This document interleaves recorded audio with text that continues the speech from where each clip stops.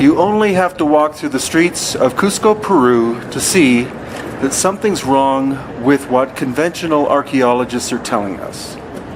Now what you're looking at here is Inca period construction. We can tell that because the Inca had bronze chisels and stone hammers. You can imagine that they could have done this kind of stone shaping using those tools. Now, less than 10 feet from that last shot I just took is this. And this is what is called the Coricancha.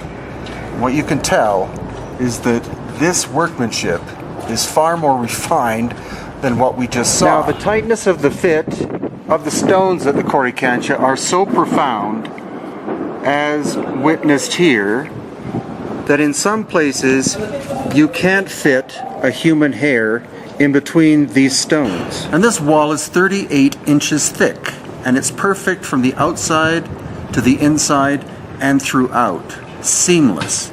Now how could that have been achieved with bronze chisels and stone hammers? The answer, of course, is that it could not have been. So the question is, how old is this wall and who built it? Another thing you'll notice is the amazing glow that happens on the surfaces, or the contact surfaces, at the Coricancha.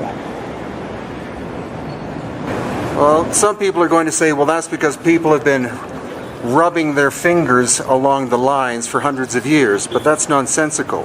It's only in the horizontal, not in the vertical. So here we have a different form of construction again. This could very well be Inca.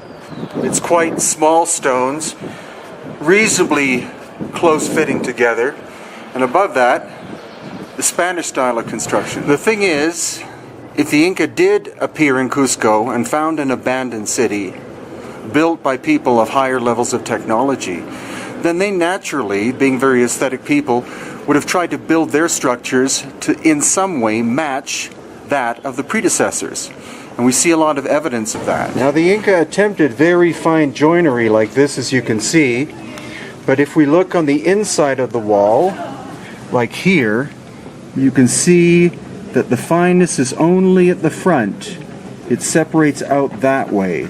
So what they were trying to do was match the finish of the ancient work, but were not capable of doing it from the front to the back. So contrary to conventional thought, we're not looking at primitive work in the beginning and then advanced work later on. We're looking at advanced work first and then cruder work later. So the thing is, the Inca were a very stable society from their beginnings here in Cusco, about 1100 AD, until they were obliterated by the Spanish in 1533. So that would not explain why the construction style seems to be of higher quality lower down in a building and earlier on, unless we're looking at the idea, possibly the fact, that a superior culture, technologically, existed in Cusco prior to the time of the Inca, and then the Inca built on top of those incredible constructions. And this is one of the most astonishing of all constructions in Peru. It's right in the city of Cusco, and you can see it's polygonal. And it's incredibly hard stone. This is andesite, andesitic granite. How could they have achieved this? How could the Inca have shaped stone like this with bronze chisels and stone hammers? It's not likely. And the only reason why this wall still exists is that when the Spanish arrived, they looked at it, thought of taking it apart to build their own buildings, and just gave up because the scale of the stone was too big.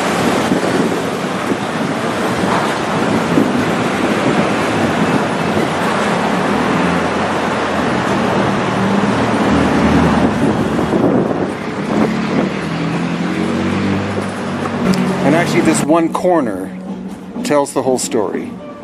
What you're looking at here is you're looking at Spanish adobe over top of Spanish foundation. And then behind me, here, you're looking at Inca work.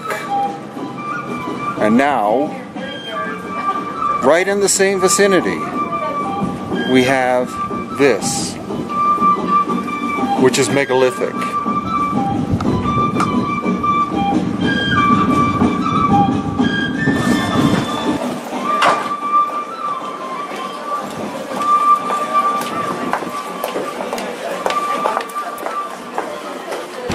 So what this is basically just a preamble to ongoing investigations of mine and others into the true origins, not only of the city of Cusco, but our history in general. I and many others do not believe that civilization simply goes back 5,000 or 6,000 years, but several thousand years before that. The story is getting far more interesting because we have geologists, engineers, oral traditions, and other experts who are telling us that what we're saying seems to be true. That Cusco, for example, is not a city that was started by the Inca. It was a city expanded by the Inca. And the case can also be made for places like Egypt. The Pharaonic Egyptians did not build some of the most famous structures, such as the Great Pyramids or the Sphinx.